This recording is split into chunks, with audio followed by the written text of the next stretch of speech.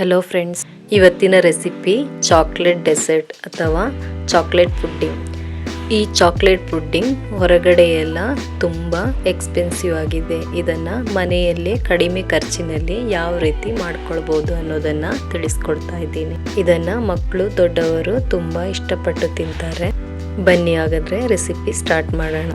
ಮೊದಲಿಗೆ chocolate, milk compound chocolate 150 gram ಅಷ್ಟು ತಗೊಂಡು ಕಟ್ ಮಾಡ್ಕೊಳ್ಳೋಣ.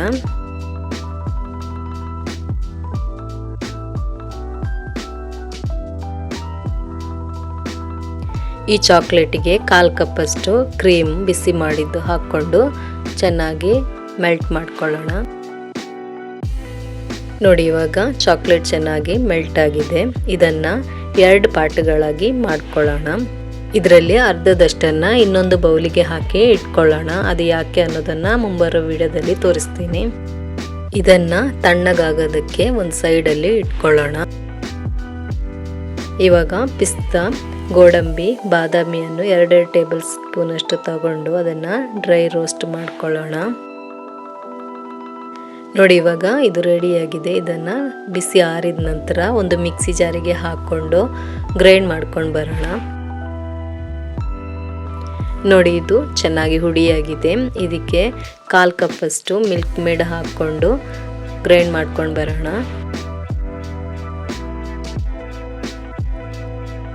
ನೋಡಿ, ಇವಾಗ ಇದು ರೆಡಿಯಾಗಿದೆ. ಇದೇ ಕನ್ಸಿಸ್ಟೆನ್ಸಿಯಲ್ಲಿ ಇದ್ದರೆ ಸಾಕು. ನಾನು ವಿಡಿಯೋದಲ್ಲಿ ತೋರಿಸ್ತಾ ಇದ್ದೇನಲ್ಲ, ಇದೇ ರೀತಿ ಇರಲಿ. ಇವಾಗ ನೋಡಿ, ನಾವು ಮೊದಲೇ ಮಾಡಿಟ್ಕೊಂಡಂತಹ ಚಾಕ್ಲೇಟ್ ಸಿರಪ್ ಇದೆಯಲ್ಲ, ಇದು ತಣ್ಣಗಾಗಿದೆ. ಇದನ್ನು ಫ್ರಿಜ್ಜಲ್ಲಿ ಒಂದು 20 ನಿಮಿಷ ಇಟ್ಕೊಳ್ಳೋಣ. 1/4 ಕಪ್ಪಷ್ಟು ಸೆವೆಯವನ್ನು ಮೀಡಿಯಂ ಫ್ಲೇಮ್ನಲ್ಲಿ ಇಟ್ಕೊಂಡು 2 ಟೇಬಲ್ ಸ್ಪೂನ್ ಅಷ್ಟು ಬಟರ್ ಹಾಕ್ಕೊಂಡು ರೋಸ್ಟ್ ಮಾಡ್ಕೊಳ್ಳೋಣ. ನೋಡಿ, ಇವಾಗ ಇದು ರೆಡಿಯಾಗಿದೆ. ಫ್ಲೇಮ್ ಆಫ್ ಮಾಡ್ಕೊಳ್ಳಿ. ಚಾಕ್ಲೇಟ್ ಬಿಸ್ಕೆಟ್ ನಾನಿಲ್ಲಿ ಹೈಡ್ ಆ್ಯಂಡ್ ಸಿಕ್ಕಿತ್ತು 2 ಪ್ಯಾಕ್ ತಗೊಂಡಿದ್ದೀನಿ, 10 ರೂಪಾಯಿದು. ನೀವು ಚಾಕ್ಲೇಟ್ ಬಿಸ್ಕೆಟೇ ತಗೊಳ್ಳಿ, ಯಾವುದಾದ್ರೂ ಪರವಾಗಿಲ್ಲ. ಇದನ್ನು ಮಿಕ್ಸಿ ಜಾರಿಗೆ ಹಾಕ್ಕೊಂಡು ನೈಸಾಗಿ ಪುಡಿ ಮಾಡ್ಕೊಳ್ಳಿ.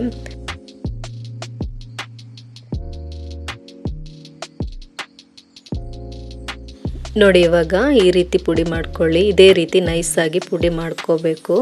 ಹೀಗೆ ಪುಡಿ ಮಾಡಿದ್ರೇ ನಿಮಗೆ ಹೊರಗಡೆ ಎಲ್ಲ ಸಿಗುತ್ತಲ್ಲ ಪುಡ್ಡಿಂಗ್, ಅದೇ ಟೇಸ್ಟ್ ಆಗಿರುತ್ತೆ. 2 ಟೇಬಲ್ ಸ್ಪೂನ್ ಅಷ್ಟು ಮೆಲ್ಟೆಡ್ ಬಟರ್ ಹಾಕ್ಕೊಂಡು ಚೆನ್ನಾಗಿ ಮಿಕ್ಸ್ ಮಾಡ್ಕೊಳ್ಳಿ. ನೋಡಿ, ಇವಾಗ ಇದು ರೆಡಿಯಾಗಿದೆ. ಇನ್ನು ನಾವು ಇದನ್ನು ಸೆಟ್ ಮಾಡ್ಕೊಳ್ಳೋಣ. ಇದನ್ನು ಸೆಟ್ ಮಾಡ್ಕೊಳ್ಳೋದಕ್ಕೆ ಒಂದು ಪಾತ್ರೆಯನ್ನು ತಗೊಳ್ಳಿ. ಯಾವುದೇ ಪಾತ್ರೆ ಆದರೂ ಪರವಾಗಿಲ್ಲ. ನಾನಿಲ್ಲಿ ಗ್ಲಾಸ್ ಜಾರನ್ನು ತಗೊಂಡಿದ್ದೀನಿ, ನೋಡೋದಕ್ಕೆ ಚೆನ್ನಾಗಿರಲಿ ಅಂತ. ನೀವು ಸ್ಟೀಲ್ ಪಾತ್ರೆಯಲ್ಲಿ ಕೂಡ ಮಾಡ್ಕೋಬಹುದು. ಫಸ್ಟ್ ಲೇಯರ್ ಆಗಿ ನಾವು ಪುಡಿ ಮಾಡಿಟ್ಕೊಂಡಂತಹ ಬಿಸ್ಕೆಟನ್ನು ಹಾಕ್ಕೊಳ್ಳೋಣ. ಇದನ್ನು ನಿಧಾನವಾಗಿ ಪ್ರೆಸ್ ಮಾಡಿಕೊಂಡು ಸೆಟ್ ಮಾಡ್ಕೊಳ್ಳಿ.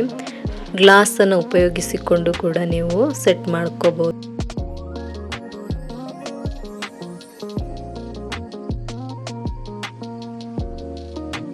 ನೋಡಿ, ಇವಾಗ ಇದು ಚೆನ್ನಾಗಿ ಸೆಟ್ ಆಗಿದೆ. ಇದನ್ನು 20 ನಿಮಿಷ ಫ್ರಿಜ್ಜಲ್ಲಿ ಇಟ್ಕೊಳ್ಳೋಣ. ನೋಡಿ, ಇವಾಗ ಇದು ಚೆನ್ನಾಗಿ ಸೆಟ್ ಆಗಿದೆ. ಇದನ್ನು ಬೀಟ್ ಮಾಡ್ಕೊಳ್ಳೋಣ. 2 ರಿಂದ 3 ನಿಮಿಷ ಮಾಡಿದರೆ ಸಾಕು.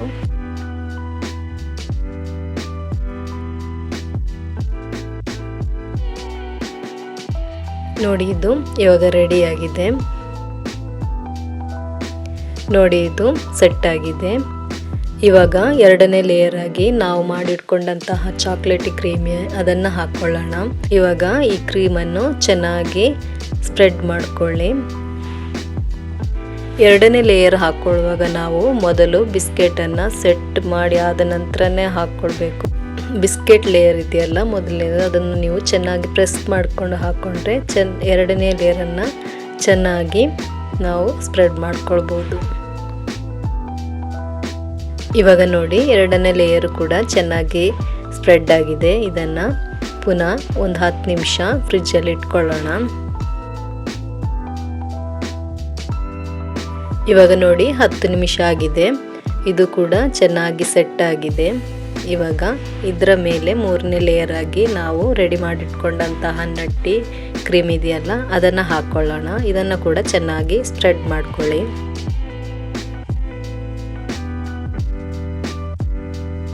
ನೋಡಿ ಇವಾಗ ಇದು ಚೆನ್ನಾಗಿ ಸ್ಪ್ರೆಡ್ ಆಗಿದೆ. ಇನ್ನು ಇದನ್ನು ಫ್ರಿಜ್ಜಲ್ಲಿ ಇಡುವ ಅವಶ್ಯಕತೆ ಇಲ್ಲ. ನಾವು ಇವಾಗ ಮೊದಲೇ ರೆಡಿ ಮಾಡಿಟ್ಕೊಂಡಂತಹ ಚಾಕ್ಲೇಟ್ ಸಿರಪ್ ಇದೆಯಲ್ಲ ಅದನ್ನು ಸ್ವಲ್ಪ ಹಾಕ್ಕೊಳ್ಳೋಣ. ಇದನ್ನು ಕೂಡ ಸ್ಪ್ರೆಡ್ ಮಾಡ್ಕೊಳ್ಳಿ. ಇವಾಗ ನಾವು ಮೊದಲೇ ರೋಸ್ಟ್ ಮಾಡಿಟ್ಕೊಂಡಂತಹ ಸೇವಿಯಾ ಇದೆಯಲ್ಲ ಅದನ್ನು ಹಾಕ್ಕೊಳ್ಳಿ. ನಮ್ಮ ರೆಸಿಪೀಸ್ ಇಷ್ಟ ಆಗೋದಾದರೆ ಒಂದು ಲೈಕ್ ಕೊಡಿ, ಸಪೋರ್ಟ್ ಮಾಡಿ, ಫ್ರೆಂಡ್ಸ್ ಫ್ಯಾಮಿಲಿಗಳೊಂದಿಗೆ ಶೇರ್ ಮಾಡ್ಕೊಳ್ಳಿ. ಇದರ ಮೇಲೆ ಸ್ವಲ್ಪ ಚಾಕ್ಲೇಟ್ ಸಿರಪನ್ನು ಹಾಕ್ಕೊಳ್ಳಿ. ಸ್ವಲ್ಪ ಹಾಕಿದರೆ ಸಾಕು, 1-2 ಟೇಬಲ್ ಸ್ಪೂನ್ ಅಷ್ಟು ಹಾಕಿದರೆ ಸಾಕು. ಇದರ ಮೇಲೆ ಚೊಕ್ಕೋಸನ್ನು ಹಾಕ್ಕೊಳ್ಳಿ. ಚೊಕ್ಕೋಸ್ ಸುಲಭವಾಗಿ ಜನರಲ್ ಸ್ಟೋರಲ್ಲಿ ಸಿಗುತ್ತೆ. ನಾನು 10 ರೂಪಾಯಿದು ಒಂದು ಪ್ಯಾಕನ್ನು ಯೂಸ್ ಮಾಡಿದ್ದೀನಿ. ಚೊಕ್ಕೋಸ್ ಮೇಲೆ ಕೂಡ ಸ್ವಲ್ಪ ಚಾಕ್ಲೇಟನ್ನು ಸ್ಪ್ರೆಡ್ ಮಾಡ್ಕೊಳ್ಳಿ.